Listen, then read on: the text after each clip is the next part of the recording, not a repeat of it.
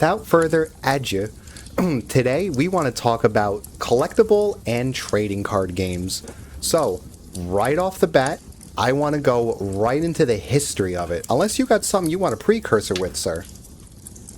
Oh, I mean, well, trading card games have been an important part of my life. Shit, since it started with Pokemon. Okay. Pokemon was the first time I opened a pack of cards and was like, "This is for a game. Do I know how to play it? No, but mine looks cooler than yours, so I win, right?" And then who'd have thought that, years later, it would be me going, taking my kid to go buy him Pokemon packs for Christmas. Yep, I just did that Friday. Yesterday, I took my kid to the doctor, and to celebrate the good job that she did, I took her for a milkshake. And in this gas station, big old cardboard cutout with the latest and greatest in Pokemon cards. And she saw it, and I saw it, and I was like, yeah, okay. And because I never know how many packs to ever pick, my default is the different. So you go with 3. I like that. 3 is a strong number. For 3 is definitely an easy number. 3 is a great number for anything because you can we do everything in 3s. 3s are like a rule throughout narratives and and just in general it feels more solid. It feels more. Yep.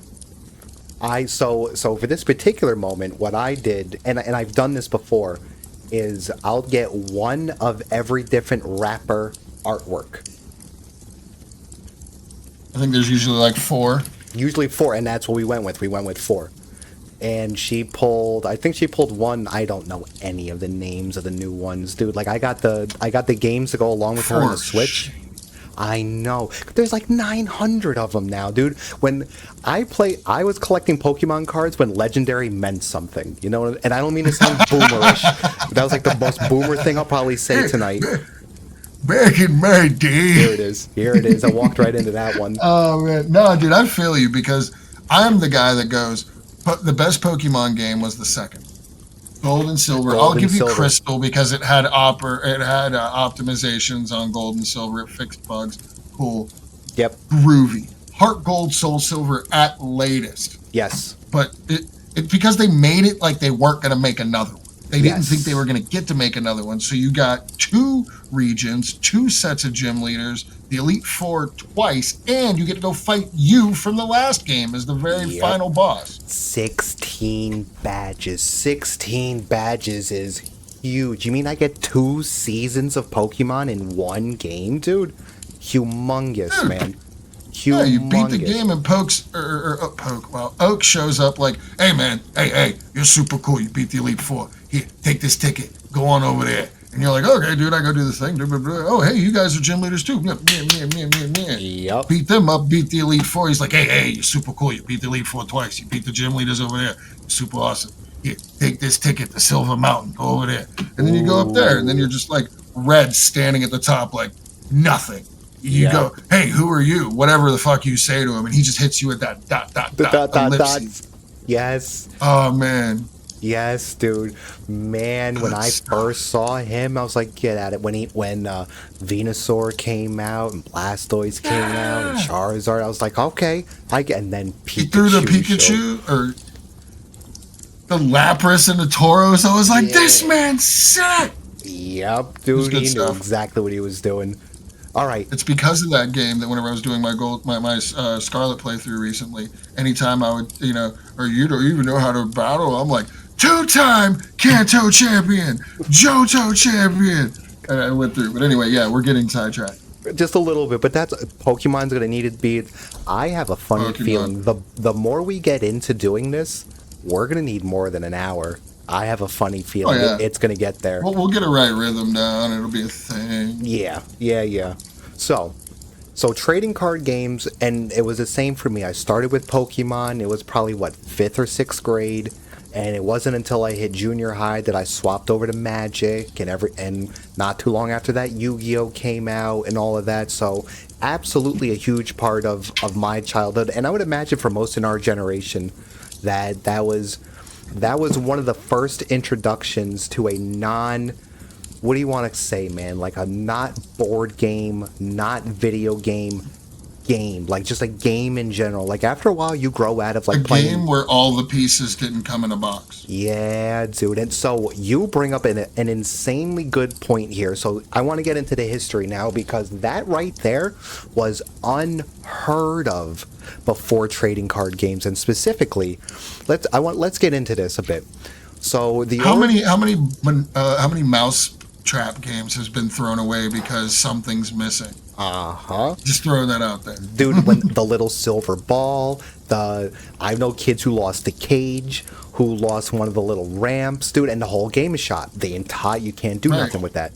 So, but you do know who the future engineers are going to be when you have a kid goes, no, no, no, I have a piece for that, or you see them. I got you. I got you, yeah, man. And they're usually the poor kids. The poor kids are usually out there making their own versions of, because their parents ain't buying them another copy Right. of the game. Fuck that. Social interactive cardboard simulator on learning how to scam kids at the playground to collectible fortune simulator. I completely agree, Coy. So, the origins of TCGs can be traced back to the early 1900s, and specifically, I went to look even further, 1904. So, over 100 years ago now, with the baseball card game, which was created by your very own Allegheny Card Company. And it is recognized by the Guinness Book of World Records as the very first TCG, specifically. Oh no, we'll get to the specific part soon. But yes, according to Guinness, your people was able to knock that out, man. How do you feel about that, coming from the land of the first TCG? I mean, I don't come from here, but like I guess they kind of adopted me. I've lived here for like 15 years, so I think that's great. I mean, there's all sorts of cool stuff to come from this town. It's nice to have something that isn't drenched in sports and beer. Yeah. Now, but so it is the baseball card game. Do you think? Semantics, right? That's just semantical. It got me. Still got to sneak it in there somehow. You got your sports ball. Now it is considered not a true TCG, as we would understand it today, as it was a boxed game with fixed content. So specifically speaking to that mousetrap analogy, it came with everything you needed, but it was the cards that you were using to play the game with. Like it came with a couple little things, but you were playing with the cards. So it was also never advanced beyond its prototype stage. So as it was forever how it was. Now, this is where people are starting to be like, all right, this makes sense. The first true modern TCG was created in 1993 by none other than Wizards of the Coast when they launched Magic the Gathering, featuring collectible cards sold randomly in packs that players could use to build decks, allowing for endless customization and strategic gameplay. And very specifically, I want to highlight and touch on for a couple minutes here, MTG introduced the concept of rarity, with some cards being more difficult to find than others. Look at them go. Look at him go. My buddy's in the living room now, and he brought all his decks. He actually just brought, what you got? I know that card. I had that card. I know that card. Oh, I know that card. It's right there, and I see it. You're sitting here talking about it, and I'm just like riffing through a deck. You're just like going through it. I just yelled at him to come bring me my cards. So, Bring me the cards. bring me the cards. So, really specific. Magic introduced selling a product where you didn't get the entire game in the one product, and there's rarity, which I think like they have to coincide, right? Because it's not like you can just have 10, 15 card packs and have them all be common. Like that would be just a missed opportunity. So the first They thing I did do want to that, ask you, man, the is opposite. oh no, go ahead. I want to throw an asterisk out there on that one. I didn't interject, but they did do the opposite of that. During the Theros set, they introduced God cards, which were for each color and two color combination in Magic the Gathering. Each god was of the mythic rare variety, which were usually, I think, was like 10 to 16 in the box, 32 packs. That checks out. So So there was a pack that you could get. There was only a handful of them printed or put out there seeded. I mean, there could be more than a handful, but it was a small amount that were seeded into boxes where you would open it and you would get every god. You'd a pack of nothing but mythic rares. You wouldn't even get the insert and the land card. It was just every god card. For one of each color and 2-color combination. God packs did exist. Sorry, it was one of those like, this is a unique enough situation. This is the only time it's going to come up organically. Yeah, no, that's perfect. That's perfect. And to add to that, and I blame commercialism. There's a lot I want to blame here, but I don't want to go down that rabbit hole right now. Nowadays you have collector's packs. So it used to be maybe one card a set would get like an alternate art. Like everything would have a foil. Magic specifically, you can get a common in a foil, a land in a foil, and uncommons in a foil, whatever. You can get rares not foil, and the whole card is foil, not just like in Pokemon, the background of the Pokemon picture was your holographic. In Magic, the whole kit and caboodle is. So, but now you get collector's packs, where, see, he gets it. You can now get... Oh, I have cards right here. Of course I have cards right here. So... I literally have a drawer of foil lands. Foil land. Oh, you can see through. Oh, foil full art, you bastard. Of course, dude, if I were to show you when you and I play together and you see what I have, man, when I was making overtime with nothing to spend my money on, I have decks, complete 75, sideboard included, all foil, dude. This was back, the baby was still young and she wasn't that expensive yet. Like, the woman had just started college. She's chilling, just eating every once in a while. Like, I was making overtime. Just eating once in a while. just eating once in a while. Like, this, like, I had the opportunity. Like, I got the dual lands from Revised. I took my burn deck, which is like $100 soaking wet. I turned that into $1,000 fully foiled out alt art. Yeah. I need serialized foil Sol Rings. 3 deck sets. Get them here. Get them here. That signed Sarah Angel foil. I need it. And dude, once you start doing that, man, if you have your store, they start thinking of you. If they get cards in, they're calling you, messaging you on Facebook like, hey, look what I got. All of a sudden, it really is flat crack. Yeah, dude. How many memes have I seen being a Magic player? How many memes? It's like, hey, it could be worse. Your kid could be on drugs. It's like, yeah, but I'm still broke. Yeah, Magic the Gathering is my anti-drug, because when I play Magic the Gathering, I can't afford drugs. Exactly, dude. You can't afford drugs if you're trying to play Magic. So the amount of times, though, I've traded rares for foil commons and uncommons just to finish a deck set. Yep. It's unbelievable. Oh, yeah, dude. And I remember trading cards just because I wanted the pretty card, but I didn't know anything about, like, the true value of the card. Like, now there's apps for it. You can, like, here's my cards, here's your cards. I can show you what the difference is in value between the two. Like, that's where we are now. You were trading with somebody whenever you're like, yeah, I want that card. And they pull a scry out of their back pocket and slap that bad boy on the table. And you're like, oh, shit. Yep. I don't know if I want to trade with you, man. You're going to take everything I got. Uh-huh. Well, our MSRP of this Shivan Dragon is 39 cents. Shivan Dragon, freaking nothing. You got a good Shivan Dragon. That shit's like a couple $1,000, but... True, yeah. true. So I just name dropped something rare. My brain was like, here's a Magic card. But you dropped a good one. Shivan Dragon is... I haven't heard that name in many years. In the longest time. So, I could go, I want to make sure that we give everyone their fair shake here. So, just a couple more figures, just to kind of really age ourselves, just to kind of make sure we're grounded here. So, the classics. So, we already know that Magic came out in 93. In 96 is when Pokemon came out. In 99 is when Yu-Gi-Oh! Came out. Now, I do want to give an honorable mention and a nod to Topps baseball cards. Look at you! You got them! He's got the God cards, everyone. For you see, Kaiba! I knew I believe in the spleen of the sleeves! The spleen of the sleeve, dude. Kaiba always got the rough end of the deal, dude. Like, he Oh, tried to dude. be big man on campus, but he was just a punching bag. So cool. They are. My, So cool though. I loved, so what was it? Yugi Boy always had Scyther. I call him Scyther.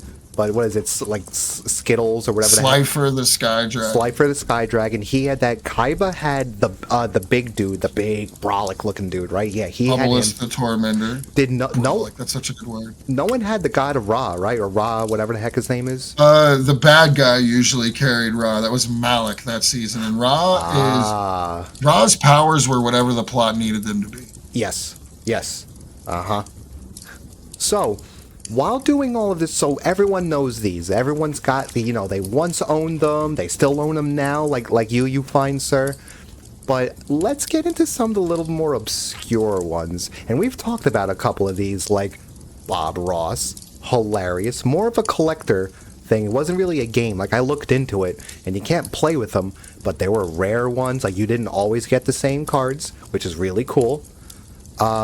Digimon had their own card game, and now you and I have talked about this before. I had no idea how to play. I've seen the cards, but I didn't know how to play the game.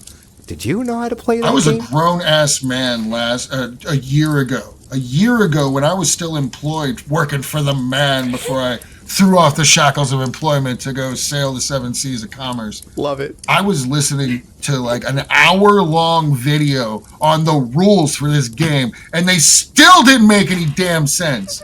I'm like, I will vindicate 12-year-old me. I will learn how to play this game. Oh, and shit. No, I still have no idea how this game functions.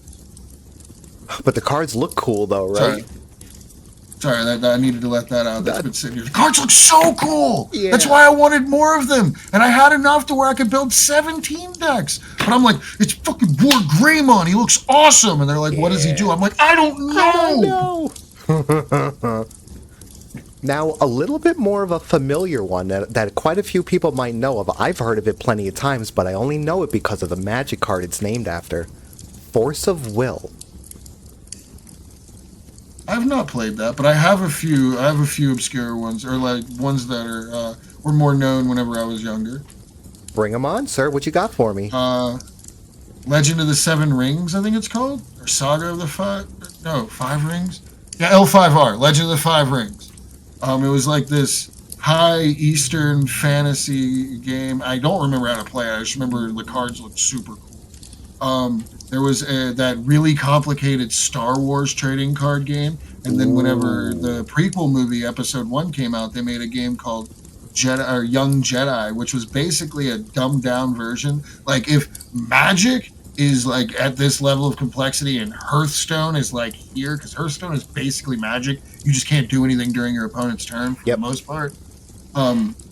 That's what your Young Jedi was to that Star Wars trading card game whose name eludes me. Might have just been Jedi Knights. But that game was really wild. I remember playing the Lord of the Rings card game whenever the first movie came out. I remember that, yep. I remember the Dragon Ball Z trading card game that at one point had tie-in toys with, I want to say, Burger King. Get like a little statue and a little pedestal that it sat on with a thing behind it, and there's a promo card that came in there. Like game legal to play with? Yes, exactly. Almost all of them were like really strong too, with the exception of the Frieza card. I remember it being poop. Now hold on. I want to touch on that one. Do you think that's because it's Frieza and it's Boo Frieza? I think it is because it's Frieza, but not because it's Boo Frieza. The set Frieza came out in, there were two ultra rare cards. I'd literally only ever seen one pulled and seen one of the other one in person during the time I played the game. But it was the set that Frieza came out in was the first Frieza Saga set. And his second form and his third form personality cards were commons, uncommons. They were pretty strong. They might even have been rares. I'm not sure. I don't really remember.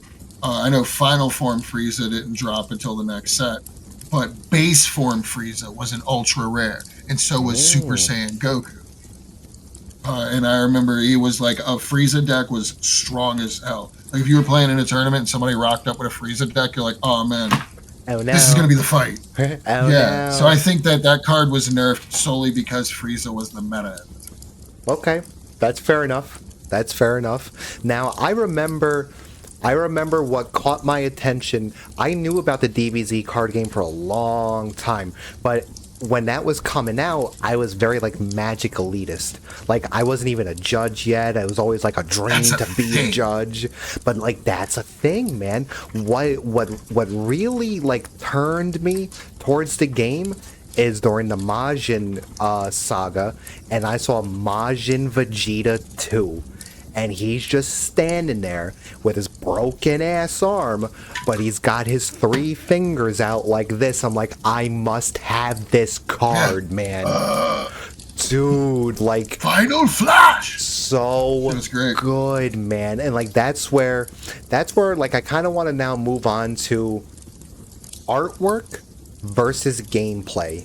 So very much going on right now in like the video game sphere is people are you see games like Pal World, some of the more obscure games that they don't look all that great, but their gameplay is like top notch. And then you have other games where they look immaculate, but people don't really know how to play that shit.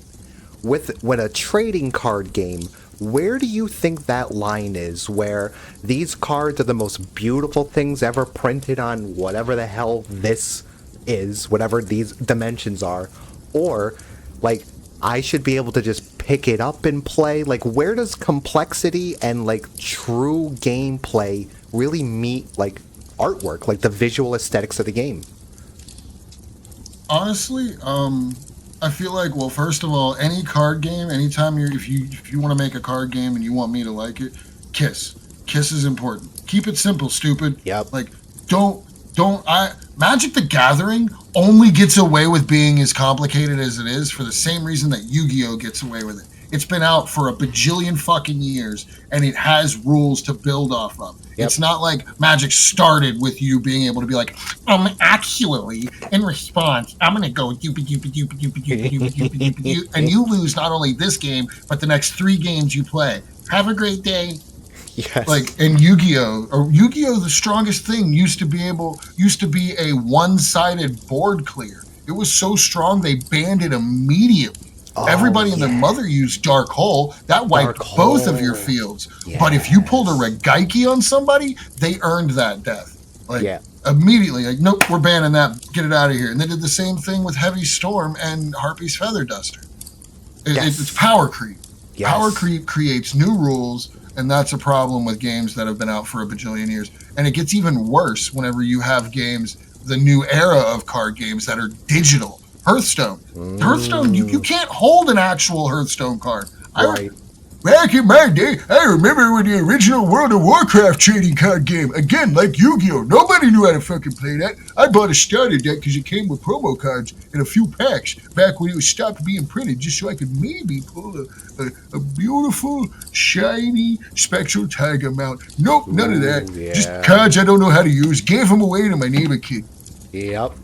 So, like digital cards, they can just be like, this does this now. It always did that. What do you mean? You have no proof.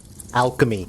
I cannot stand the alchemy set in Magic Arena because all alchemy is a nod to the screw up their R&D made with overpowered cards. And what kills me here, I'm about to get on a soapbox now. What fucking kills me about Magic the Gathering is like they take good players, they pull them out of the circuit, they throw them in their R&D, and either they tie their hands behind their back, they punch them in the eye so they have no more depth perception. I don't know what it is, but they can no longer remember that if they print a certain card, there's a card that exists that they can infinitely loop it with. Like I don't understand why you're going to take good talent and then intentionally, because there's no other way to actually, it's intentional handicapping. I don't understand that at all. But I think that alchemy is it's a step in the right direction to try to bring balance to the Force. But I'm really with Asmund when he talks about games in general.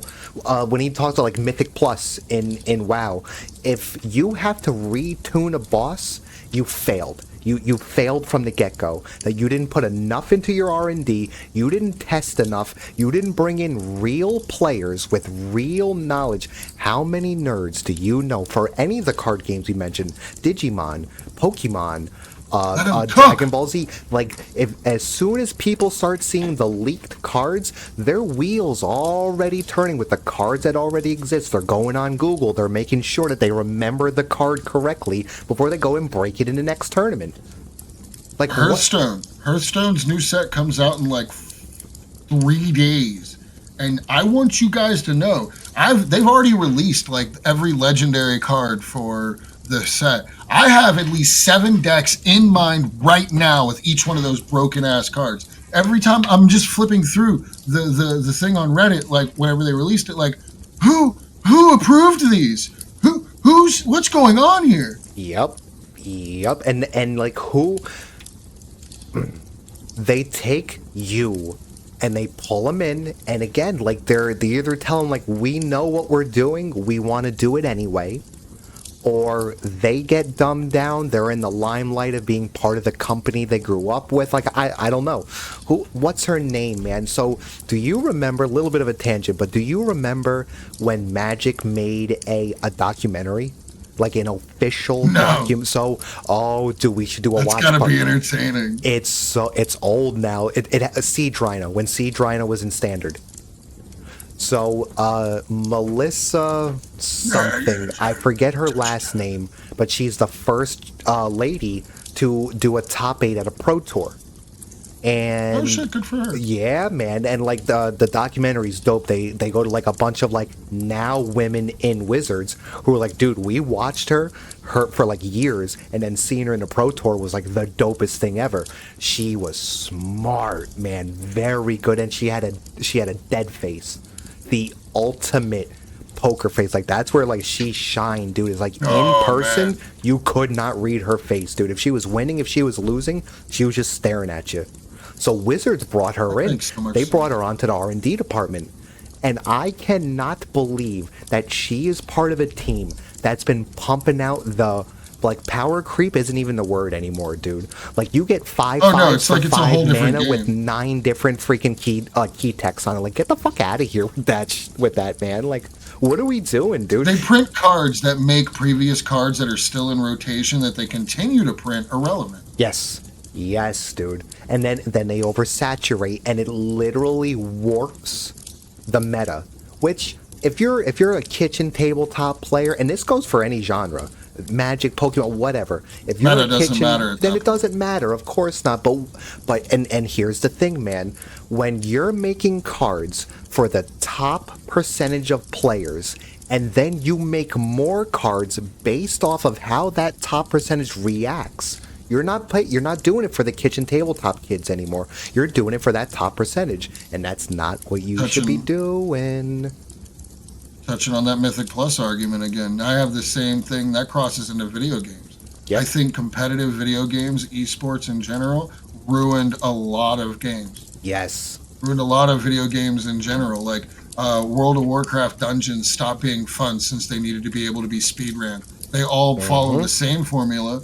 You'll never get another Black Fathom Deeps. You'll never get another Black Rock Depths. Oh my gosh.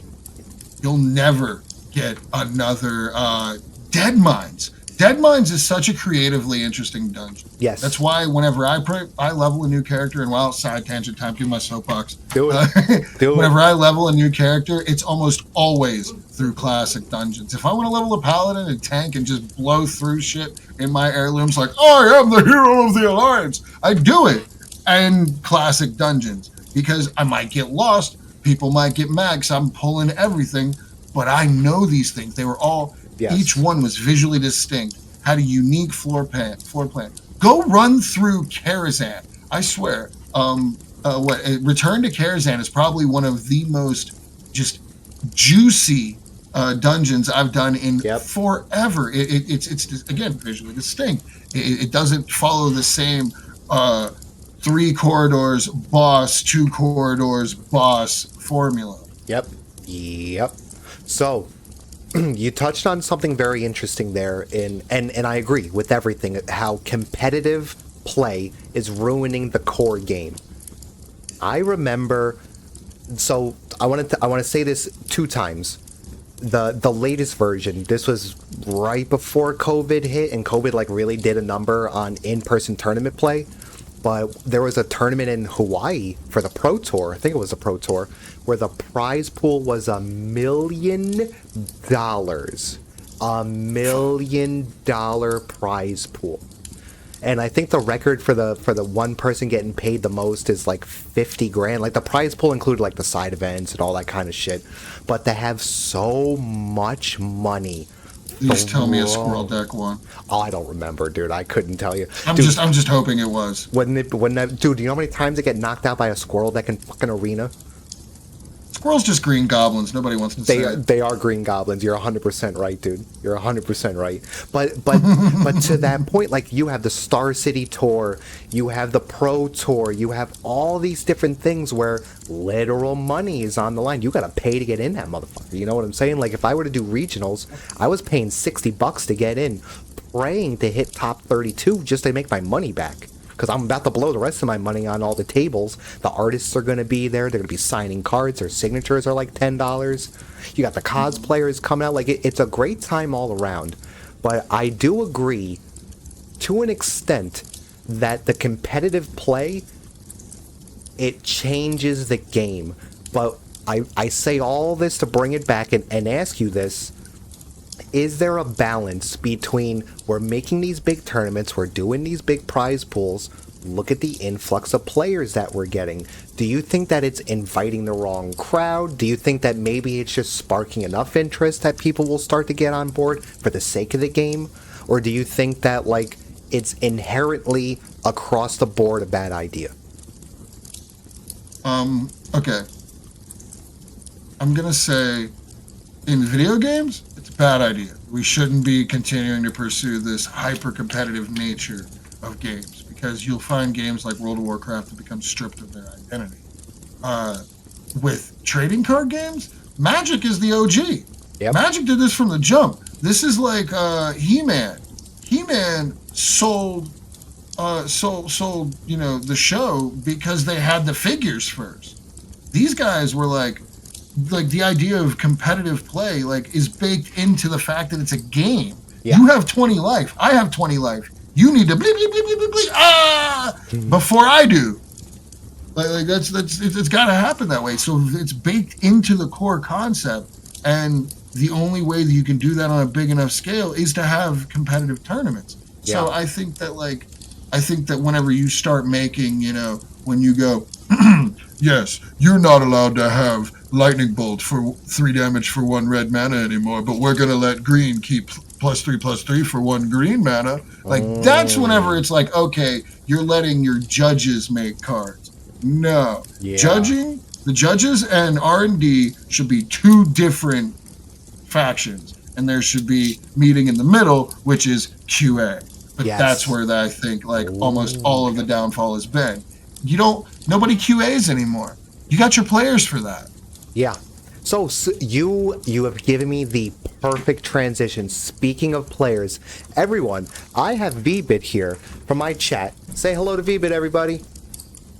Hi, VBit, everybody. So he's got 2 cents to add here. Bring it on, buddy. Tell us things. Sorry I'm late, everybody. I just got taken out of my car by the police in my car search just now, so that's why I'm late. What? Yeah. What? Yeah. So anyway, but as a did they find anything cool? Did they find the body? Wheezy for a long time, but only recently started purchasing cars and getting a deck, and I love Commander, and I started going to the shop, and it was Friday Night Magic, and they were doing Commander, and it was a pack for the prize, but these guys were just turn 2, turn 3, turn 4, and the game was absolutely over, and I'm like, what? Why? This is supposed to be fun. Let the 4 of us, let us play the game. And no, all these 1 or 2 guys are like, oh, turn 4, this, that, boom, everyone's dead.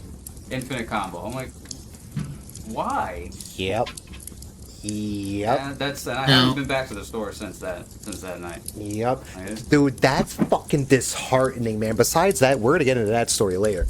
But that experience right there is just, I wish I didn't have my own version. And I'm, no offense to you, brother, Everybody has I'm one. freaking good at this damn game. And I've been to brand new stores where I'm like, oh, I want to fart around and see what these kids got. And a fucking sweat will sit across from me and put his freaking thing, actually me.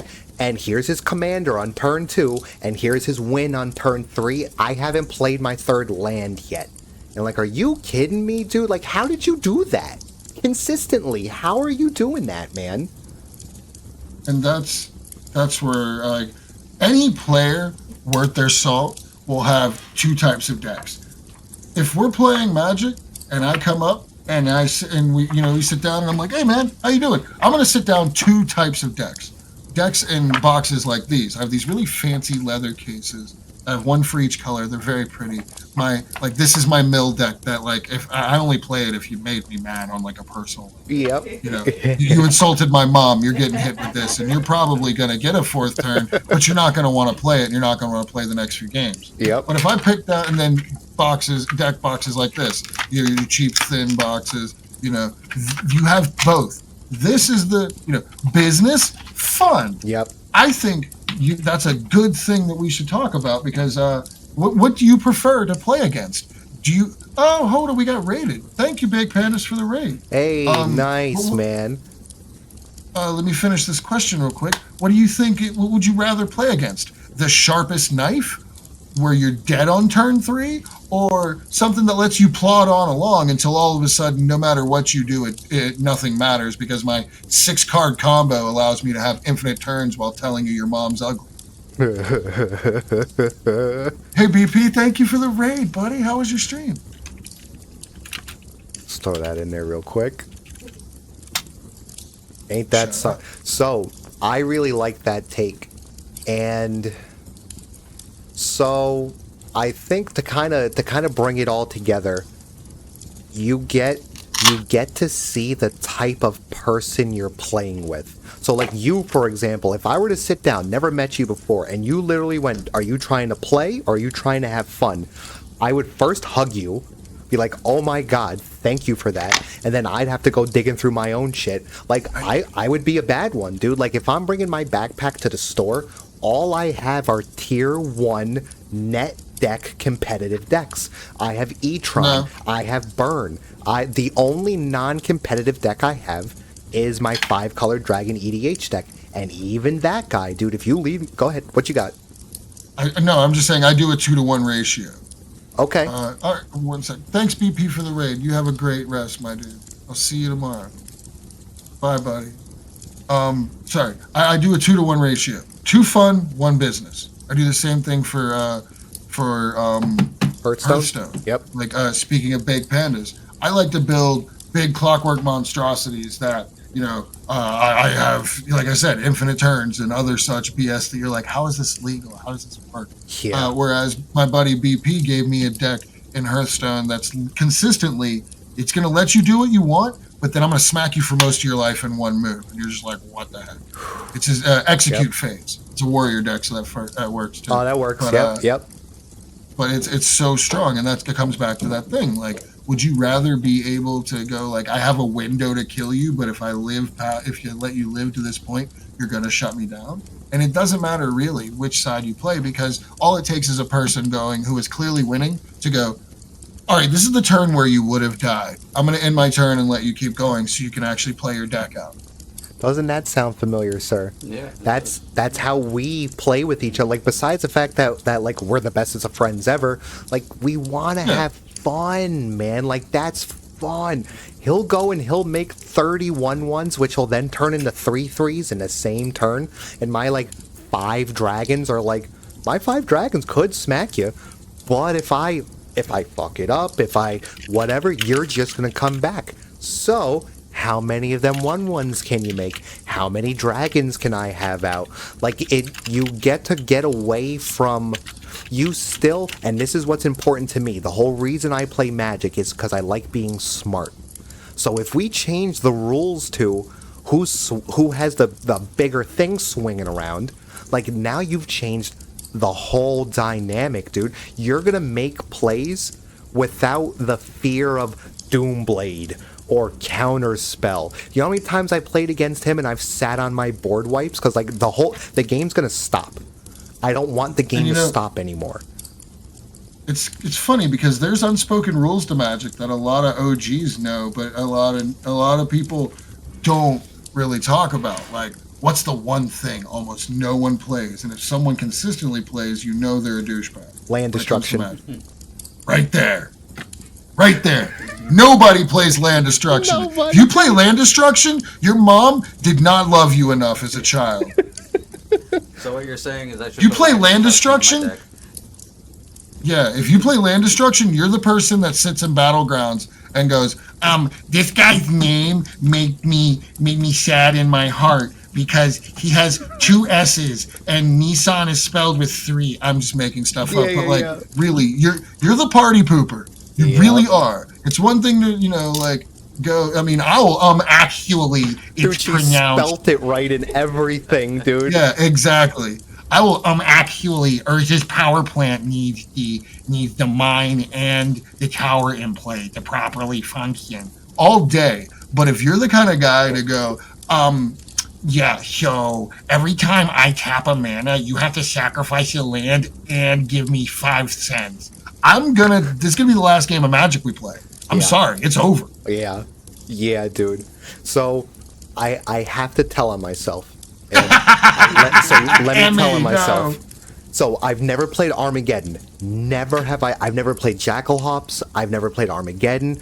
I had an Obliterate and I kept it in my binder just because I love the art, and it's a very sad card. Obliterate is such a sad freaking card, dude. I'm very big on the lore, and that card. Eldrazi. Yeah, The annihilate keyword. Yeah. I have an Eldrazi deck that you had to make me mad, or I'm really out here just yeah, look at them. They're so big. Oh, that's so cool. So, oh my gosh. Let me just on turn 3 drop a Ulamog and make you just question all your life choices. Yes, sir, dude. So let me tell on myself. So right now I have a 5 color. That dude got banned, by the way. Good.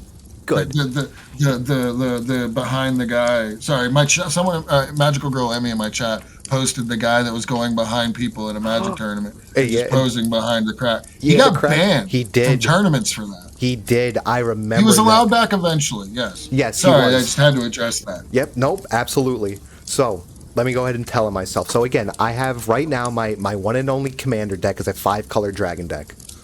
Back in my day, I had that as a 60 card deck, and it was all invasion dragons. So, and we've talked Dromaka and Daragaz. So I did one of each, and I had Harrows and Fertile Grounds, just to ramp up and get the dragons out there.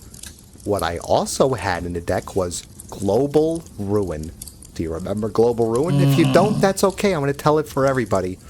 Each player chooses from the lands they control a land of each basic land type, and then sacrifices the rest. So I'm a 5-color dragon deck. I'm going to keep a mountain, a plains, a forest, an island, and a swamp.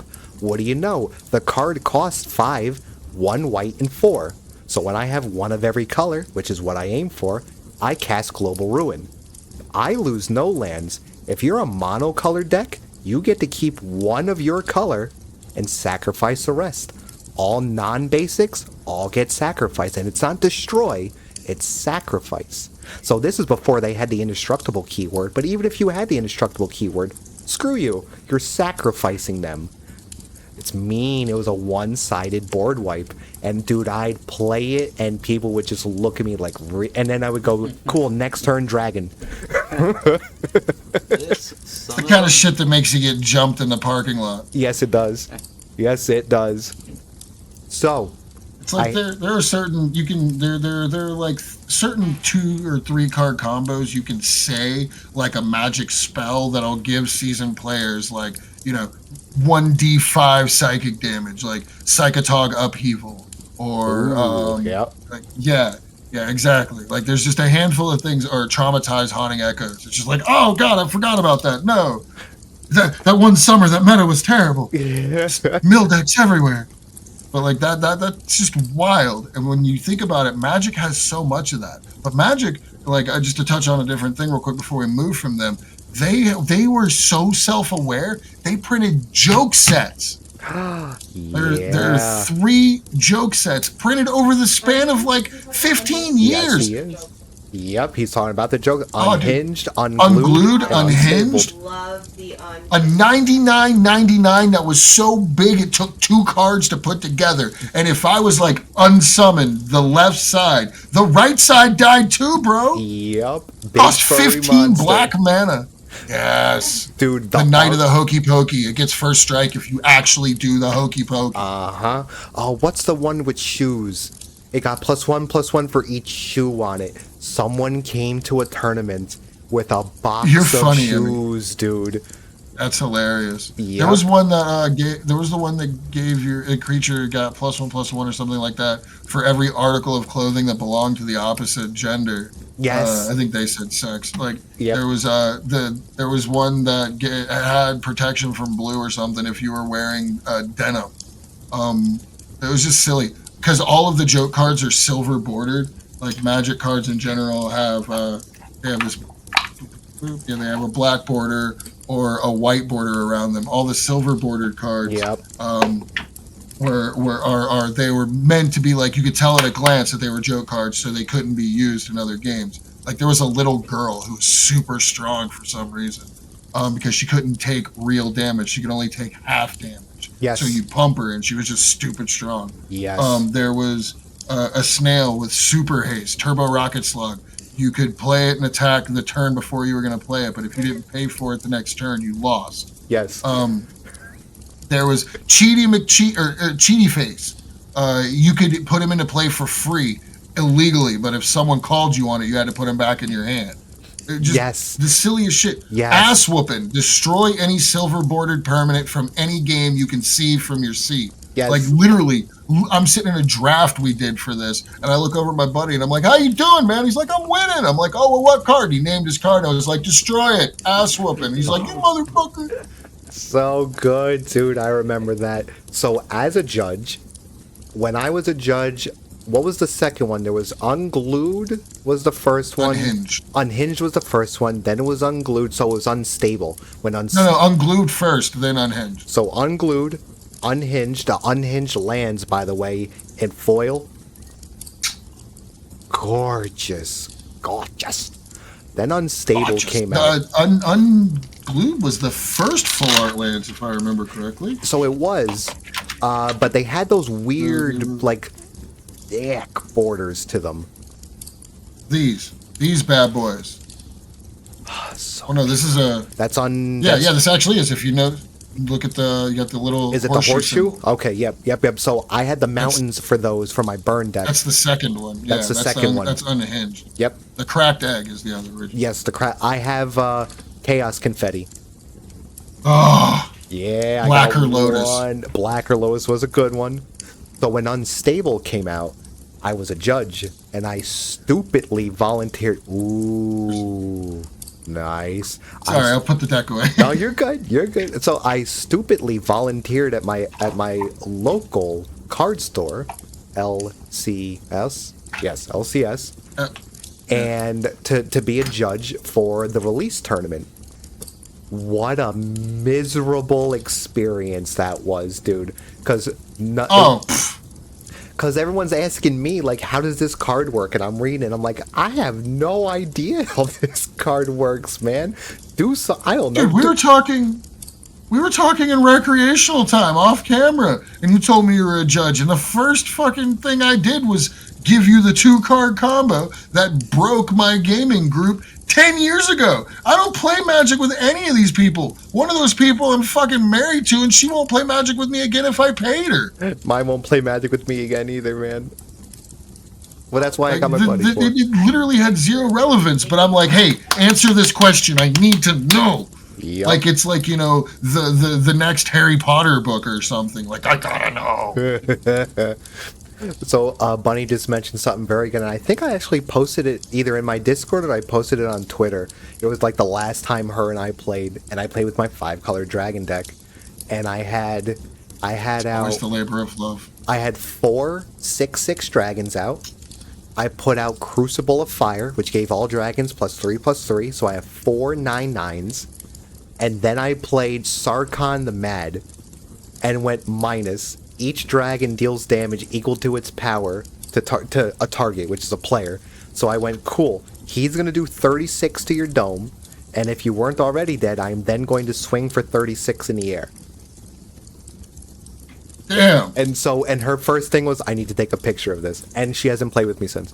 To be fair, to be fair, I took her for, I think M20 came. What was the Jace with the 0 ability mill 10? Jace memory Yes. adept. Yep. So I bought a box, and she came to the store with me. I bought a whole box. We went to drive away. She's just looking at me holding the box. I was like, okay. I pulled down a side street. We made it like 2 blocks away from the store. Couldn't make it home in time. She's like, I want to crack packs now. So we go to crack packs. So she's cracking a pack. I crack my first pack, and it's a foil Jace memory adept. She looks over and goes, cool. And just plucks it from him like, oh no. That traumatized combo, she took it a step further and she splashed black. And she would put in like, what is it, Liliana's Caress, and not Magrim, the other card that's exactly Liliana's Caress. Whenever a player like discards a card or whatever, they lose 2. Did you really just say Megrim? That's what I I haven't heard. God. Yeah. She has Duress, the 3 is different that arts. the card you're thinking of? Huh? Is the card you're thinking of Duress? I haven't heard of Megrim in so long. So You just not gave me Duress. flashbacks. So she had these 2 different. Like one- saying Hedron Crab. Oh yeah, she had those 2. Landfall bullshit. Fuck Hedron Crab. But what she would do is she would wait till the end of your turn. She'd have like 2 Magrims out. So whenever you would discard a card, you would lose 2. She'd have 2 out, so you would lose 4. She would go Memory Jar, pass. You'd take your turn. She'd go, cool, you're done. At the end of your turn, crack Memory Jar, draw 7. Cool. Go to discard 7, lose 28. Yeah. And she was mad at me Yeah. for hitting her with Sarkhan Del Loco. Do you remember the Tamayo Planeswalker who gave you the emblem that says when a card would go to your graveyard from anywhere, return it to your hand instead? Yes. Temporal Extortion. 4 black mana. You choose. I get an extra turn, or you pay half your life, round it up. If it's rounded up, you can kill yourself.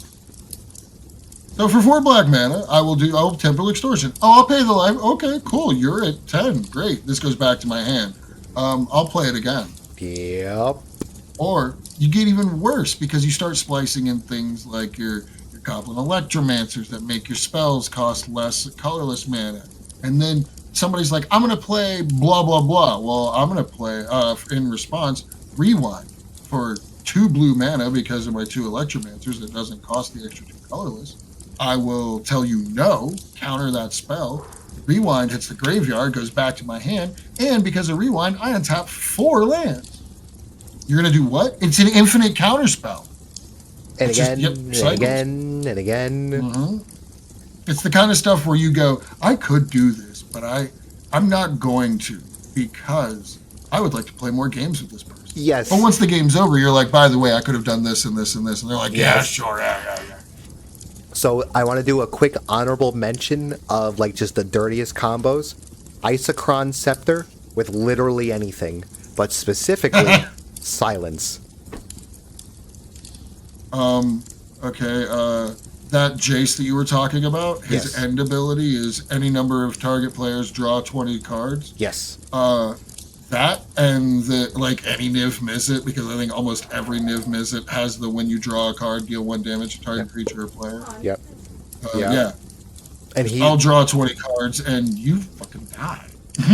So what's wild? So my buddy here, his experiences with Niv Mizzet is the 5-color Niv Mizzet. our experience. So isn't that fascinating, right? So our experiences with Niv I'm Mizzet. literally looking it up right now. Do it. Do it. Look at them. It All- came in the Carlisle Murders at Carlisle Manor. What's that? Yeah, Gilpack. Flying hexproof multicolor. He looks cool too. Doesn't he? That's a nice card. It's a Hexproof really from pretty card. multicolored. So like mono spells can kill. Yeah. So like Whenever Doomblade Niv is Mizzet gonna kill it. Gilpack deals combat Actually, no, it won't. damage Black. to a player. No, well, because it's black. It deals X damage to a what? When it deals combat damage to a player, it deals X damage to any target. Target player draws X cards, and you gain X. Well, hold on, let me reread this. Yep. Go When it ahead. deals combat damage to a player. Whenever it does any of these things. Okay, I thought it did it all at once. It's damage to any target. Target player draws X cards and gain X life, where X is the number of different color pairs among opponents. Oh, dude, so I should get this guy and splash him into my god deck because the gods are all 2-color combos. They That sure thing are, would aren't slap. they? Yeah, man. So Niv Mizzet as a lore, Niv Mizzet, he never was able to get his spark. He wanted it so bad, but he just keeps getting, I don't know if you want to call it like regular powers. Like, Yeah. so he went above the red and the blue, and now he's all 5 colors. And because once the Gatewatch, that whole block came and went, Niv Mizzet just got a whole bunch of power, but he respected the 2 game. Big respect to the 2 game. So you'll get, your Golgari and your Izzet and your Selesnya and all the He gates. remembers the guilds. Of course I do, brother. Of course. No, not you. I meant more like Niv. Oh, him. But yeah, I'm glad you yeah. remember. But yes, Now, he does. I really want to go there, though. Niv is basically just like the Vegeta to Nicol Bolas's Yamcha. Just saying. Ooh. Nicol Bolas stumbled so Niv could fly. Okay. Now remember, Nicol Bolas won the big dragon war in the beginning. Like he ate the other 4. I have all 5 of the what are they called? I have a deck with the original Nicol Bolas and whatnots in it as Yep. well. Yeah. Oh, that yeah. Planeswalker Nicol Bolas is no joke either. That thing just There's a couple snaps. of He was them. in my Planeswalker deck, my Super Friends deck. Let's see. There's the one with he has all abilities of all planeswalkers out. Fuck! Yeah. Oh, there's a couple versions of him, dude. Like he's Wizards was smoking menthol crack that day. Damn. Oh yeah. There's the one where Like extra spicy crack. extra spicy. You win the game, or anyone who doesn't have a legendary permanent loses the game, and he himself is legendary, so he keeps himself just fine. Dude, Nicol Bolas is a freaking monster. Him and Liliana. Oh, that's a story. I finally made my first long form video up on my YouTube, and it's 10 minutes of me looking at the when Magic decided to get to the cinematic level of World of Warcraft. I don't know if you've seen any of them, where, dude, I highly recommend, if you got nothing better to do, and you want to do some reacts, or if you just want to see them for yourself, look up Magic's cinematics. They did the one for the Gingerbread Man, for the storybook shit, where they introduced going on adventures. Like, Garuk comes in and like destroys a place, and he kills one of the cookies, and the other cookie gets really pissed and goes and stabs him. There's one where Liliana is in charge of a giant army. She sees something sad happen. She turns the army against Bolas, and Bolas goes to kill her. But then freaking Gideon comes out of left field. But I know that because of the lore. He doesn't do it in the thing. But that's why Gideon dies, is he protects Liliana from Nicol Bolas. Dog, you gotta get into the cinematics, dude, because they'll touch your heart. See, for I one. remember. We were talking about this the other day. I remember when you buy a fat pack, you get a deck, a couple packs, a die, and a book. Like the whole Kamal era, Invasion, that whole block those books were wild. Yeah, they were, dude. What was it? Back when Braids was relevant. Yeah, Braids just got a reprint. Like, just got Which a Braids, reprint. blue or black? She's new. It's her own version or whatever. But I had the black one, the like eyeball one. The blue one wasn't too I like shabby. the blue one. The blue one was good. The blue one was really good. I throw the blue one out there because it's either your turn is dedicated to killing her, or I'm going to start dropping shit that you really wish I wouldn't. Yep. Oh man. She's like, oh, here, let me just casually drop this uh, the Dark Steel Forge into play for free. Yep. Oh, Dark Steel Forge, stop it. Huh? 11 mana, just everything's indestructible now. Yeah, what are you gonna do about it? Oh, Yeah, so all my artifacts are indestructible. What, do you want to fight about it? dude, it was stuff like that that made the original artifact lands. They banned them. They banned them because once they were out there, there's nothing you could do. And once you had artifacts, it triggered so much the Global affinity for exile. They artifacts. started making way too much global exile. Yes. Yes. Oh man. So, do you find it interesting that as we went on about all these things, we're avid card game players. Do you find it interesting that Magic Tried and True has so much to talk about, man? Like I know, like there's Pokemon tournaments out there. There's Yu-Gi-Oh It's because tournaments. it's gone on for years. Yeah. Yeah. I'm sorry, I keep cutting up. My No, apologies. dude. No, you're good. You're so good, dude. You're answering a question. Okay. I know Disney has their. How do you feel? Oh, Sorry? go ahead. What was your The friend Disney saying? has their own, the Lorcana game. I forgot all about that. Yeah. Yep. And even those cards. I actually go want to for give that a stupid go. money. Because if I can build a Merlin from Sword in the Stone deck and just stomp on everybody with it, I'll be the happiest person. Yeah. But thank you, Chris, for letting me know about that, because I didn't know that existed. I'm going to have to check that out. See what you did? Yeah, I'm here to help. Nice. I don't know much, but I know a little. That's enough. Hey, there you go. What do you got for me? You look like you had a question once. Me? Yeah, you.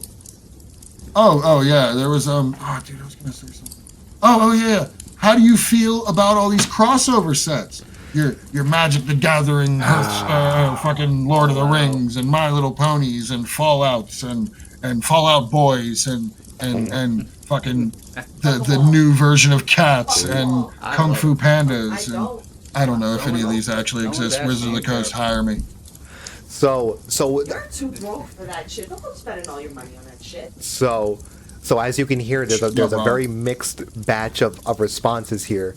So, and I just made a tweet about this yesterday because I was reminded that Assassin's Creed is getting their own crossover now. But They did a Doctor Who one.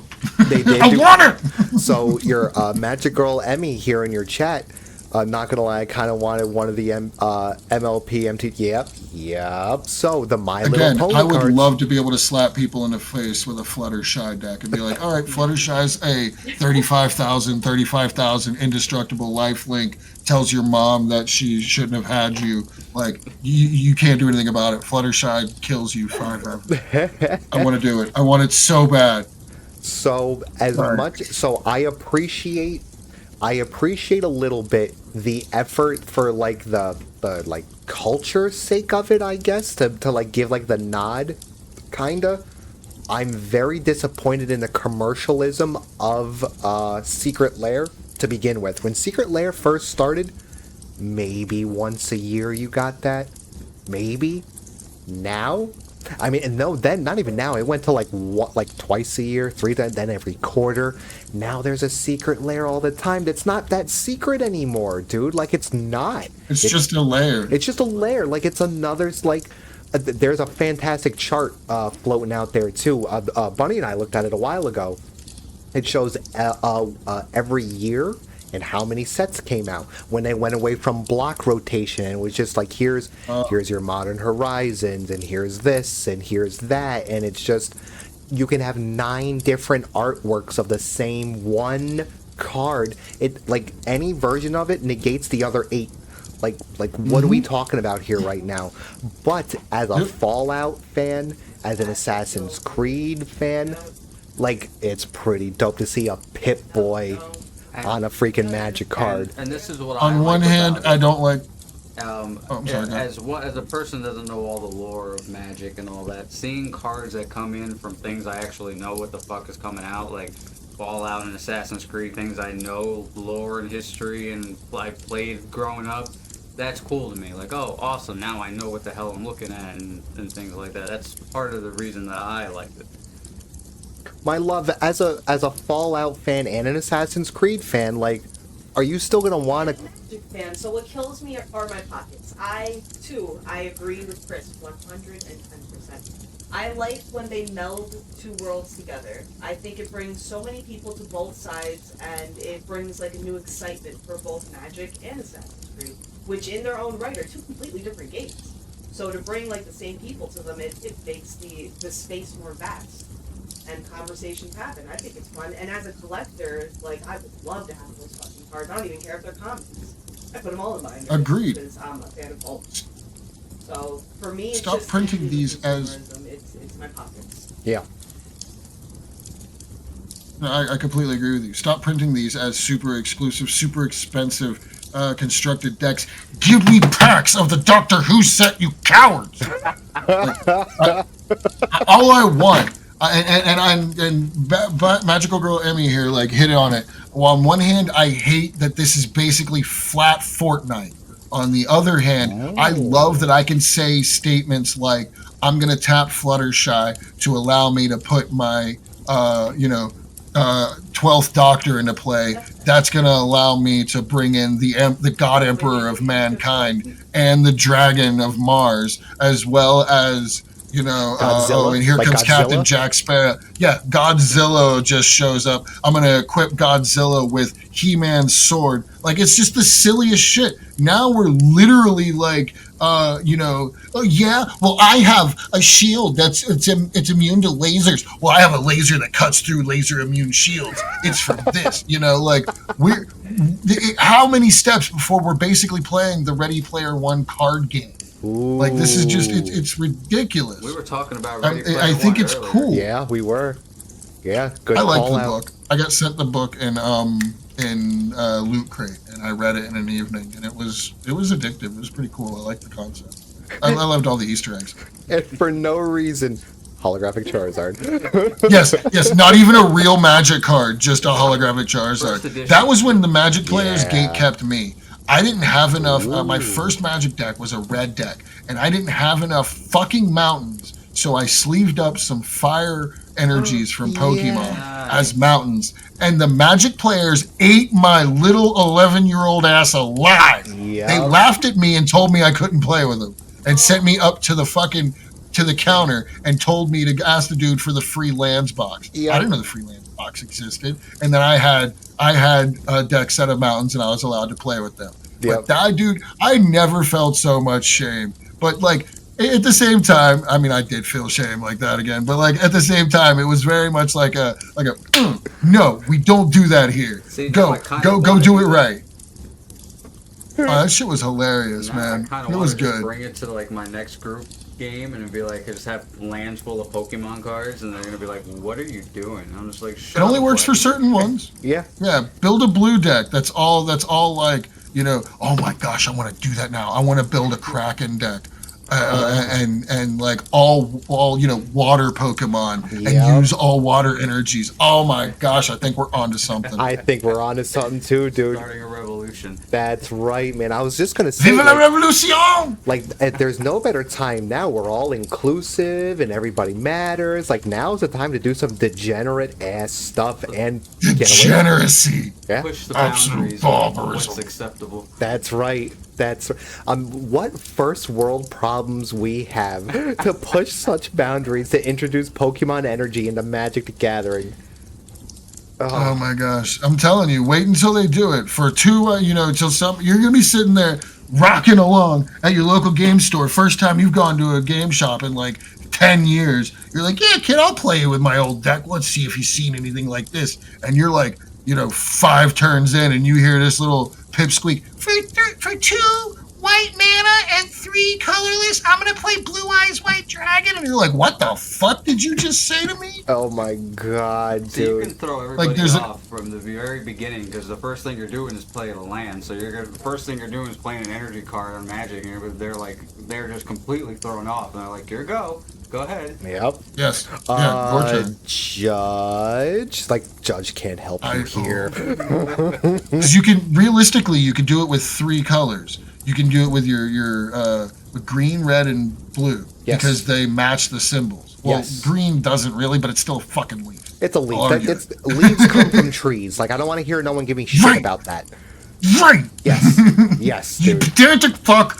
You look past the Pokemon cards. Like, That's right. don't get mad at me, dude. Reach across the counter or reach across the table like, this is more important. Shut up. Yeah.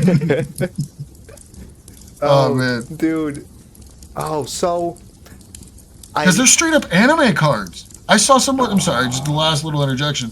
I saw somebody on the Magic the Gathering subreddit, fucking straight up like, what do I do with this? And it's just some random anime broad standing behind a dude like, Yep. and I'm like, that's a real card. Like, not a fan at it. Yep, dude. And you know what? You kind of said it right there. It's for the fans. So the anime and I'm not really trying to pick on the anime community, but fuck them. They're loud. But fuck them. They're loud enough to get what they want. You know what I'm saying? Shit, I got commit. I got a Happy Meal for my kid at McDonald's, and the back of the receipt is like it's made to look like a manga. Like the exact like there's I'll just call it they're Japanese figures going down They're the doing side. a thing right now with that. I think there's like a whole promotion at McDonald's But for that. I saw now- a commercial when I was at the gym the Yep. other night. But now 10 years ago, no one would absolutely not, man. But the fandom has a voice and they use it, dude. They're like, if you want us to play your card game, you better put the freaking chicks in there. You know what chicks And I'm we're just talking saying- about. Commit then. I want to see Bara Garuk. I want to see Liliana with honkers going outside the edges of the card. You know, I want Fit it all in. I want Nicobolus with thighs wider than he is tall. For Liliana, you'll need 2 cards again, like that last one.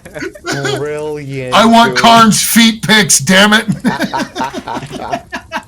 And do you know how many people would just Eat it up. I know. commercialism, and they wouldn't even know. They wouldn't even know they're victim of commercialism, Oh, dude. fuck. Dude, that's I want that on a brilliant. t-shirt. I want Karn's feet pics.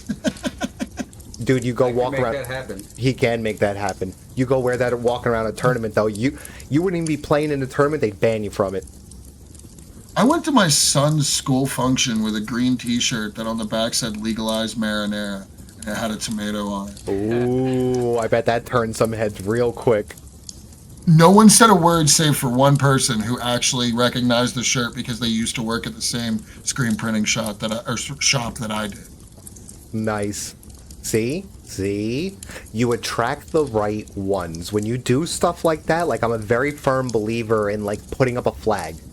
Like if I'm gonna go into a new space, like, and people do this with like they'll put a pin on, or you know, girls will wear their hair a certain way, guys will put on that right freaking pair of sneakers, dude, like they're throwing up a flag. If anyone comes and notices this, they're my people by default. You know what I'm saying? I agree. Oh man. I bet you guys have magic cards as your waifu body pillow. Psh, my waifu body pillow has 2 sides. On one side, it's literally just, hold on. Literally just this pattern right here. Ha. And on the front, it's, What that hole do, Malfurion, dude? Storm Rage. No, it's not. I just grabbed a random character out the top of my head. Oh, that's funny.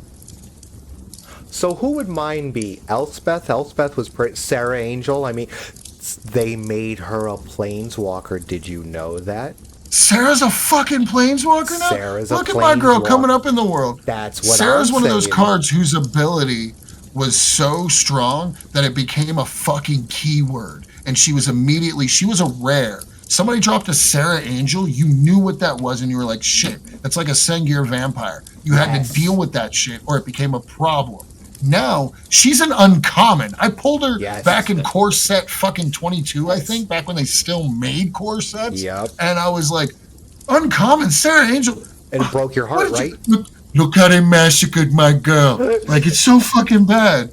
Yeah, I dude. have her planeswalker in my deck, and I use it all the time. She's because she's good. ridiculous. Oh, she's gassed. I'm glad to hear my dude. girls out here still getting love. Dude, her, Sarah Angel is that shit. Her ultimate is a +6, and your life total can't be reduced by to less than 1 by creatures. It's the enchantment. What is it? Words of worship, whatever it is. So long as you have a creature. Oh yeah, worship. Yeah. So long as you have a creature, Yep. your life total can't be reduced. So you just get that as an emblem, and that's her ultimate. Like Sarah, what is it? Sarah Is there Ascendant, anything right? that we can do to get rid of emblems? Still can't be fucked with, right? So the only thing, and I'm like 98.2% sure on this, so just a little bit like below, average body temperature. If you Karn liberated restart the game, I think that's the only thing. the emblems will go away. Yep, And that's that's the it. thing. I hear you. People have been asking for years to interact with emblems. Darth Bunny, yes. And Magic's answer, and I honestly, as a player, as a judge, everything I kind of agree with. If you couldn't deal with the Planeswalker getting to the ultimate, the player earned the ultimate. But see, that's with Sarah the Benevolent. It's the second turn. It's the ultimate because her first move is +2. She comes in at 4, so you go in +2. Next turn +6, Yeah. and she costs 4. Yeah, she's ridiculous. She is absolutely the chef's kiss, dude. But like, what was it? The first Teferi. His ultimate was whenever you draw a card, annihilate something. and so people were like, we have to be able to get rid of that. And everyone's and Magic went like, if you let them get to it, It's a win condition. you're Sucks beat. for you. Yeah, it sucks for you, dude. Like you're beat. So people like make it an artifact, make it an indestructible artifact, like make it a permanent that you have to create another card to interact with. And Magic went, why? Why would we do that? Like, if they get to the ultimate, the player earned it. And like, I feel that. I really do feel that. But like, And they've not backtracked on that. no, since. they have not, man. Just like they haven't backtracked on the reserve list. What is your take on the reserve list? I don't know what that is.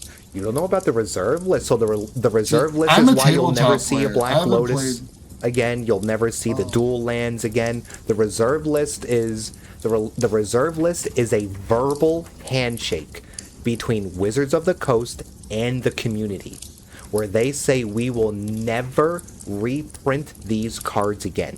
Never.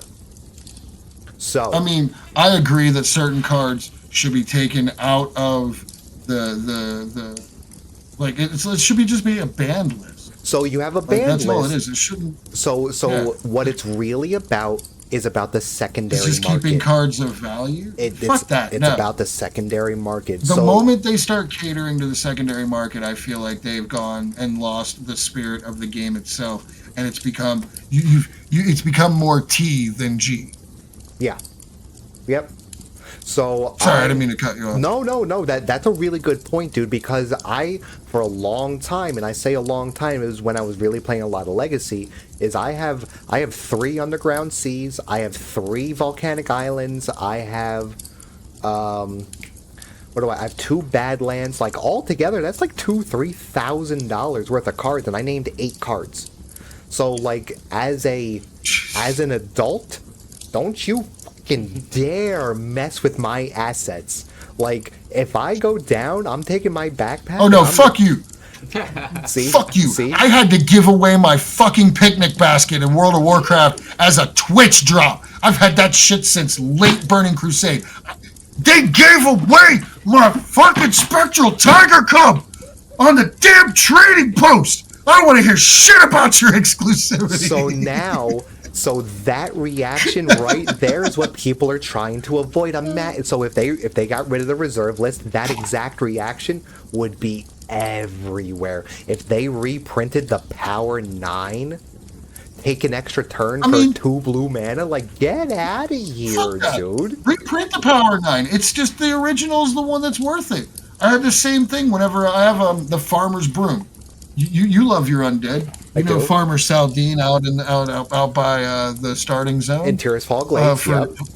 Yeah, the Farmer's Broom. It was a level 3 broom staff. It looks like a fucking broom. It's the only thing in the game that looks like that, and it only comes from a handful of mobs that were removed in Cataclysm. Yes. They didn't bring it back until an NPC in fucking Warlords of Draenor, but that is guaranteed to be a level 30 item. At the very least, item level some stupid thing that's not item level 3. Yeah. I have a handful of brooms with enchants on them because I was an idiot back then and I just collected brooms and put every visual enchant I could on them. That had these motherfuckers just sitting on a character that I forgot about until here comes the, hey, white items can be transmog patch, and now, boom, I'm putting my brooms on the auction house for not the 36,000 that these fuckers are putting the Warlords of Draenor brooms up for, but for the 300,000 that it should go up for, because this is a legitimately unobtainable item. Yep. You can get a new version, but this is visually distinct. I mean, it looks like the same, but it has you can look at the tooltip and tell that it's a completely different thing. Yeah. You can make all the time walks in the fucking world. You can make Black Lotus full art foil with my mom's phone number on it, and it's not going to be worth more than the original Black Lotus from Alpha. Yeah. Like, it's just brain cells. I don't understand the idea. Of the like the Pokemon cards, like the original Charizards, and like all these other Charizards come out all the time, and the other ones don't go down in value ever. They even reprinted that original set. Yeah. Have you ever seen the Magic Online version of Power 9 cards? Like the Black Lotus on Magic Online, not Arena. Magic, like original Moto. Like, pretty. I would get them. Like the dual lands are gorgeous. Like they're digital. So we've got. There's some fucking lands that I have on MTG Arena. That I would just like, look, man, I'll give you fucking $50. Just send me 10 of each. Yep. What was it? They came out with a brainstorm that was a brain in the clouds. It looked so cool. I have a brainstorm deck. That's like one of my most hateful mill decks. Well, yeah, because it's blue. That strikes 2 and 3 right there. That's what that is. Yep, and you've got it in a blue case. Look at you go. You said that strikes 2 and 3. Yep. But like when they released that card, it was digital only, pure digital, and the community went, "Give us the card, guy. I want to play this at my at my local card store. Like, give it to me, dude." Right. And eventually they bent and went, "All right, fine," because they wanted it to be exclusive to playing it on Moto. If you want to see this card, come play it online. And the community went, "No, give it to us. We're gonna buy it from you. We're not saying give it to us for free. We're gonna pay you money." Right. Again, it's like the same thing with the crossover cards. Sure, as much as I love to see, Pinkie Pie and the Vault Dweller from Vault 13 on cards, go whole hog. Give me Garruk wearing, wearing a Pinkie Pie outfit like he's fucking Kirby that just ate Donkey Kong. Like I want his head sticking out of like a mascot outfit. Give me Liliana in a Vault outfit. Like, why are we limiting ourselves? Like, see what I mean? Like, people would pay money for that. You mean to tell me that if you had Chandra and Liliana hanging out of the TARDIS, people wouldn't be like, "Oh my God, put it on sleeves! I need it on a playmat. That's gonna be the picture that I tattoo on my baby." Like, yes. I want to bring up, because you mentioned Liliana and Chandra. Do you know about the playmat? No, but I thought you were going to bring up the books. Oh, no, it wasn't Lily. It was Chandra and Nissa. It was Chandra and Nissa. So I want to be very careful with that because I have words, and I bet those words are not nice words for some people. So I want to pivot just a little bit. When we're more established and we can piss off a lot bigger of a community, but still hold on to our values, we'll do it then. But until then, I want to bring up something. We'll do spicy episodes, once we have some clout. Yeah, exactly. But what I do want to bring up is a certain playmat. Now, we're not at the technology yet where we can pull it up on these screens, but in due time. But anyone can go and Google this. I'm Googling this because I have no idea what the fuck you're talking about. So you want to look up, and anyone in chat, you can go ahead and do it. You want to look up Chandra and Liliana playmat. And oh my God, it auto-filled. I don't even have to finish typing. Yeah. Now. Images. Yep. Oh, indeed, right? Wait. Oh shit! Yeah, All right, who's selling this? 1998. All right, me and like 5 of my buddies are getting a gift.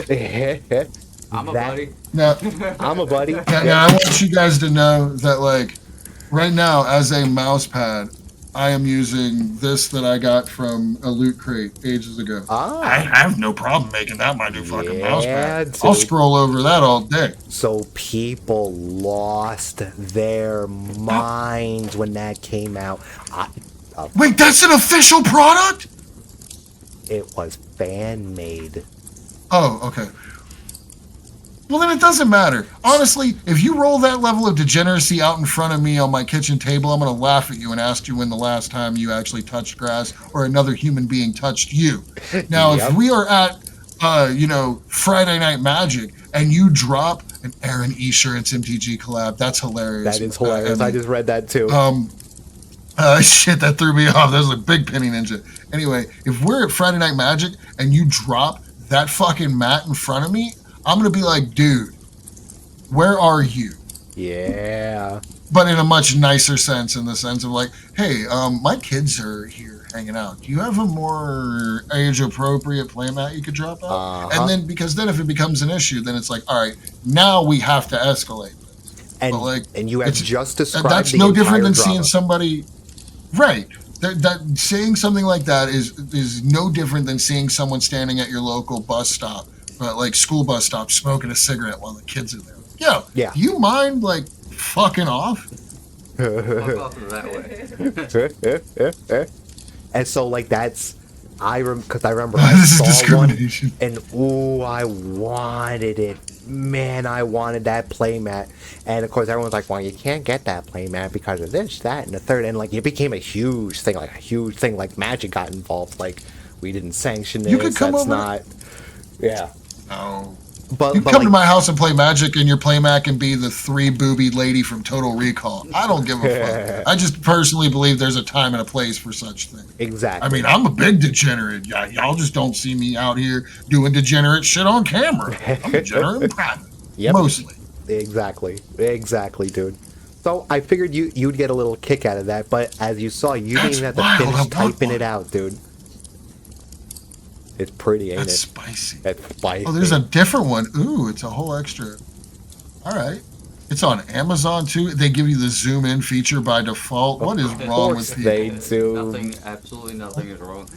Absolutely nothing is wrong. Everything. Either everything is okay or nothing is okay. But see, I can't complain because this is literally exactly what I was asking for. I want Chandra like through the fucking frame. I want the frame breaking comically. Like I want to be Yeah. like this poor girl. I can't even. Sure, those are nice and all, but like, how does she move? She must not have gravity on her planet. Like, Nope. Well, it's the fire magic, right? Heat rises. it's the fireman. Exactly. Yep, It's, that's it's just the Fire Lord physics, dude. Ozai Iron Man flight thing.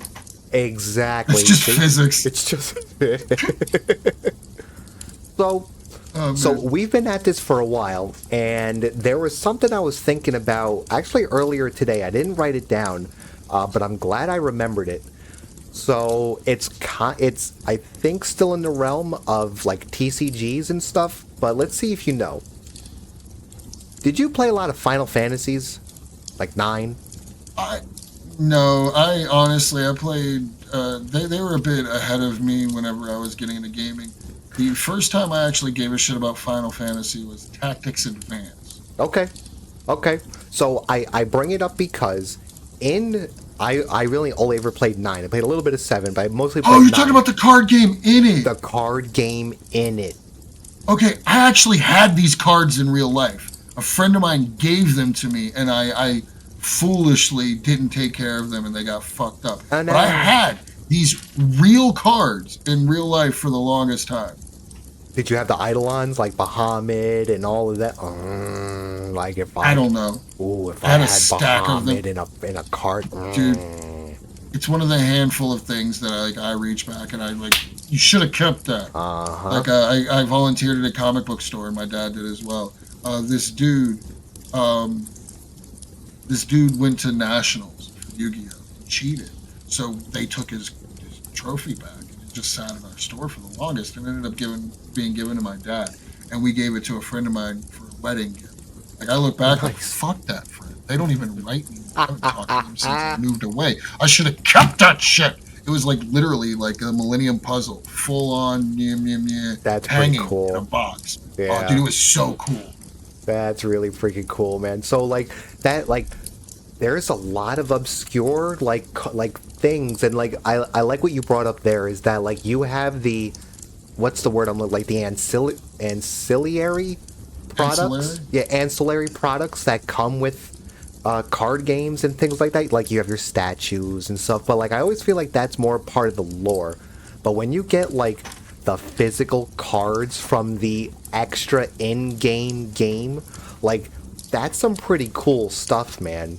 The Like Bob Ross card. Yeah. like Bob Ross cards. Like this is on like he's what he going for. You know what I'm saying? Is getting it. Oh, what you got there? Fallout 3 Collector's Edition gave you the Vault Tech lunch boxes we've been looting in every Fallout game since. Babe, look at this that. is cool, but it's nothing Aw, compared nice. to this is nothing compared to the Fallout New Vegas Collector's Edition. That came with a deck of cards that like playing cards that had people like Benny and Caesar and just it was that's so cool. good. Or even you talked about it. Cards that came with stuff. The fucking, I still have my Game Boy Color. You know, like Yellow. Pokemon Silver. You know, like but like my thing is games. Fucking Dark Duel Stories, a Yu-Gi-Oh card game for Game Boy Color came with 3 cards as a promo. You went to go see the Pokemon the first movie. Came with one of 4 cards with your ticket. Yep. You got the Ancient when you bought the movie on VHS. You got a promo Entei with the 3rd movie. Yep. You got a fucking promo Lugia with the second movie. You got one of the 3 birds and a Lugia with your ticket to the second. Yep. This shit has been going on. The Pokemon trading card game for Game Boy Color came with cards. I can't believe you just brought that up. I played the shit out that game, dude. It's on the the Switch store, by the way. Like not the store, but that like how you can go back and play Game Boy Color Yeah, games. It's on. yeah. You can play it on your Switch. I was actually doing it on stream not too long ago. The fucking Blue Eyes White Dragon that came with the Shonen Jump. Like it's the one where Blue Eyes is in space over with the Earth behind him. Yeah. Like that shit's Actually still had that money. card. Did you? I did have that card. Yes, I did. Ooh. The How very gold random. bordered Nice, Meowth dude. card that came from a big ass box of fruit roll-ups. That gold bordered Meowth card. Let's see. Hold on. Gold border Meowth. I want to see that. Shopping. $20. All right, this is one Look that's at like that. mint.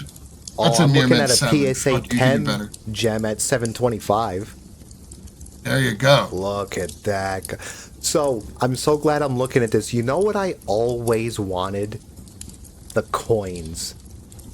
Like Oh. that the On his forehead. the one on his forehead, like the not perfect circle coin, like Oh. dude. You know, I think that was ancient money, and I think it was sectioned like that because that would be like a quarter. Dude, that's a 9-pound cat. Not the cat. I'm talking about the money. Yeah, I know The what you're coin on its talking head. about, but so the auto zoom happened and I zoomed in Oh. right on the stats at the bottom because I went to look at the coins. It's like that's a 9-pound cat. Like, oh, dude. Dude, he's a foot and 4 inches tall. Like, that's Yeah, I a tall guess- ass cat. Yeah, I guess that's pretty fair. Look at you, you stupid freaking thing. All right. That's enough. Get him out of here. Crazy. Yeah, we could get that could be its own entire thing where Ooh, we just go yeah. through and start talking about the actual sizes. Once that's so, yes. Once we get that technology knocked out and squared away where we're sharing the same thing, we're gonna be the most judgmental people ever with the Yep. Pokemon. Fuck 'em. Oh, dude, I'll smash your pass right now. I keep seeing the ones where they talk about. Do you hear about the theory that Ash is like? In a coma. Yeah, it's all in his head. That's how he can pick up like an 80-pound like Geodude. I like the better idea that Ash saw Ho-Oh, and Ho-Oh granted his wish to be a Pokemon, or to have the greatest Pokemon journey, to have like the best, like to be the best. And so he Yep. has a journey that never ends. Be the best around. Like everyone else grew up around him, and he stayed the same age because this mythical Phoenix Pokemon was like eternal youth. You know, I was a little disappointed when I finally saw Ho-Oh in color. I was like, dude, you were golden.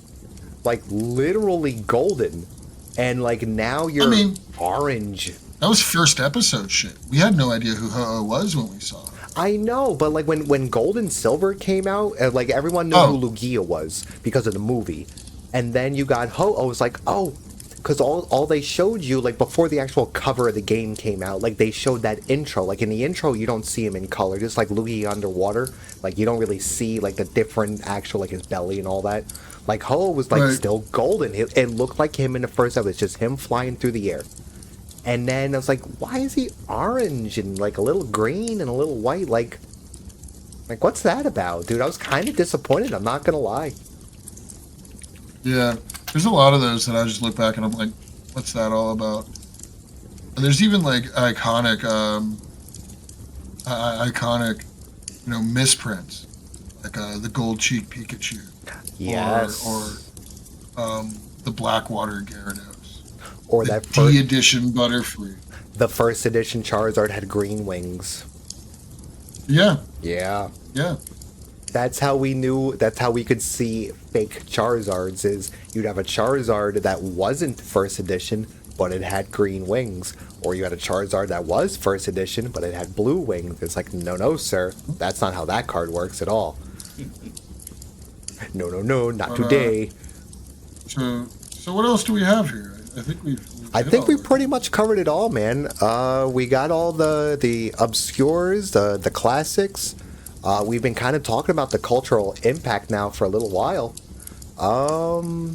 Let's see here. Yeah. How did Ash get in that coma? It was none other than Professor Oak. He's trying to.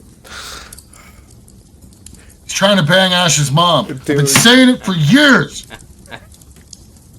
But Professor Oak screwed up. He didn't move in quick enough, and now Ash's new stepdad is Mr. Mime. Mr. Mime, I knew you were gonna say that. I knew it, dude.